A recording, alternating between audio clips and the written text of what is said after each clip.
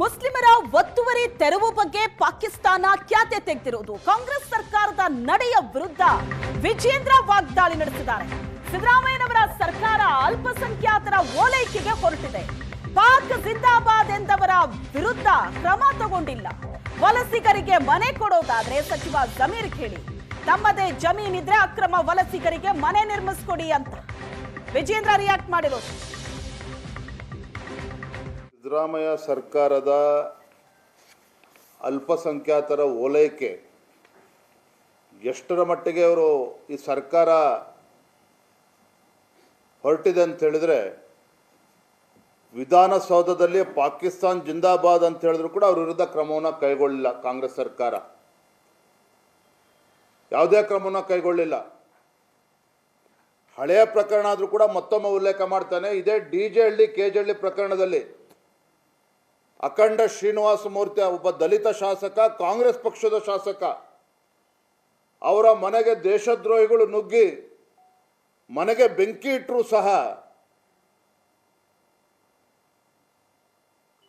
ಕೆಲವರಿಗೆ ನೋವಾಗ್ತದೆ ಅನ್ನುವ ಕಾರಣಕ್ಕೆ ಆ ಶಾಸಕನನ್ನು ಕೂಡ ನಡು ಬೀದಿಯಲ್ಲಿ ಬಿಟ್ಟರು ಕಾಂಗ್ರೆಸ್ನವರು.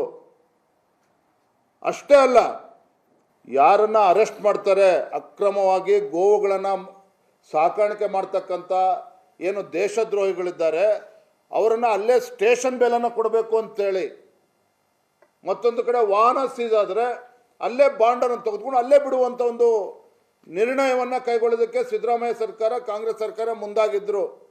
ಮೊದಲು ಕನ್ನಡಿಗರಿಗೆ ಮನೆಯನ್ನು ಕೊಡಿ. ಯಾರು ಬೆಂಗಳೂರಿನಲ್ಲಿ ಬಡವರಿದ್ದಾರೆ, ಕಳೆದ 2-3 ವರ್ಷದಿಂದ ಅರ್ಜಿಗಳನ್ನು ಹಾಕಿಕೊಂಡು ಜಾತಕ ಪಕ್ಷಿಗಳ ಥರ ಕಾಯ್ತಾ ಇದ್ದಾರೆ, ಅವ್ರುಗಳಿಗೆ ಮನೆ ಕೊಡಿ. ಆಮೇಲೆ ಉಳಿದಂಥ ಮನೆಗಳು ಉಳಿದ್ರೆ ಯಾರಿಗೆ ಕೊಡಬೇಕು ತೀರ್ಮಾನ ಮಾಡಿ. ಇಲ್ಲ ಜಮೀರ್ ಅಹಮದ್ ಅವ್ರಿಗೆ ಹೇಳಿ ಅಕ್ರಮ ವಲಸಿಗರಿಗೆ ಮನೆ ಕೊಡಬೇಕು ಅಂತ ಹೇಳಿದ್ರೆ ಅವ್ರದ್ದೇ ಜಮೀನು ಇದ್ರೆ ಕಟ್ಸ್ಕೊಡ್ತಾರೆ. ಯಾಕೆ ಕನ್ನಡಿಗರಿಗೆ ನಮ್ಮ ತೆರಿಗೆದಾರರ ಹಣಕ್ಕೆ ಯಾಕೆ ಅನ್ಯಾಯ ಮಾಡೋದು ಕೊಟ್ಟಿದ್ದೀರಿ ನೀವು? ನಾಳೆಯಿಂದನೇ ಇದ್ರ ಬಗ್ಗೆ, ನಿನ್ನೆನೂ ಕೂಡ ಇದ್ರ ಬಗ್ಗೆ ಚರ್ಚೆ ಮಾಡಿದ್ದೇವೆ. ನಾವು ಯಾವ ರೀತಿ ಇದ್ರ ಬಗ್ಗೆ ಹೋರಾಟವನ್ನು ಮಾಡಬೇಕು, ಇದ್ರ ಬಗ್ಗೆ ಈಗಾಗಲೇ ಇವತ್ತು ಕೂಡ ನಾನು ಚರ್ಚೆ ಮಾಡೋದು ಇದ್ದೇನೆ. ತಕ್ಷಣ ನಾವು ಕೂಡ ಸ್ಪಂದನೆ ಮಾಡ್ತಾ ಇದ್ವಿ.